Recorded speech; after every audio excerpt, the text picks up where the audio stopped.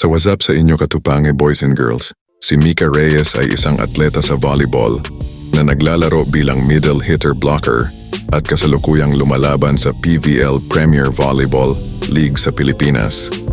Tanyag siya bilang best attacker sa 2013 PVF Intercollegiate Volleyball Championship at nakuha ang titulong Most Valuable Player sa edisyon ng 2015. Dagdag pa, siya ang nagwagi ng 2014 Philippine National Games Best Blocker Award.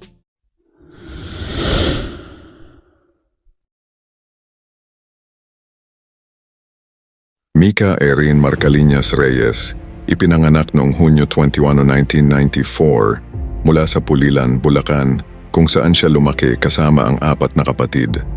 Ang kanilang pamilya ay may-ari ng isang resort na may pangalan ng kanilang bayan.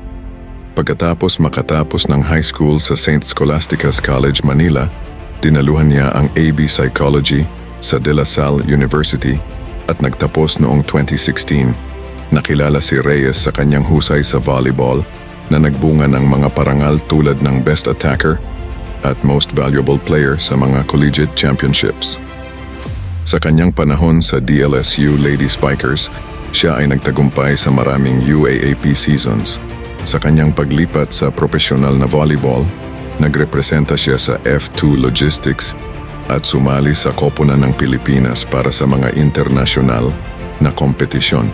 Noong 2017, pumirma si Reyes ng isang 2 taon na kontrata sa Petron Blaze Spikers na nagmarka ng isa pang yugto sa kanyang karera. Ang kanyang mga ambag ay kahanga-hanga sa iba't ibang torneo, kabilang ang pagkapanalo ng mga medalya at pagtanggap ng mga parangal para sa kanyang kahusayan bilang middle blocker.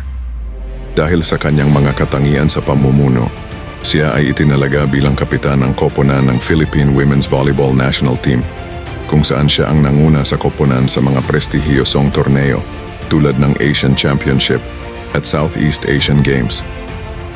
Sa buong kanyang karera, naging mahalagang personalidad si Reyes na malaki ang naitulong sa tagumpay ng kanyang mga koponan habang kumikilala rin sa kanya ang iba't ibang parangal para sa kanyang kahusayang bilang middle hitter blocker.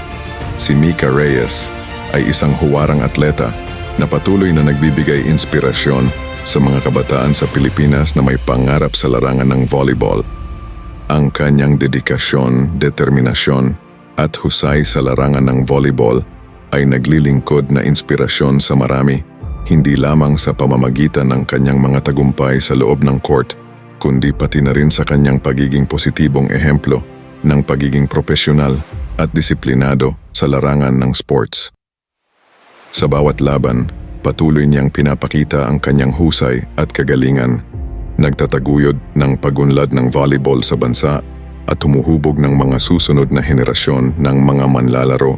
Kung nagustuhan mo ang video natin ngayon ay paki-like naman po at mag-subscribe ka na rin po sa channel na ito at i-click mo na rin ang notification bell button para lagi kang updated sa susunod pang mga video. Maraming salamat po.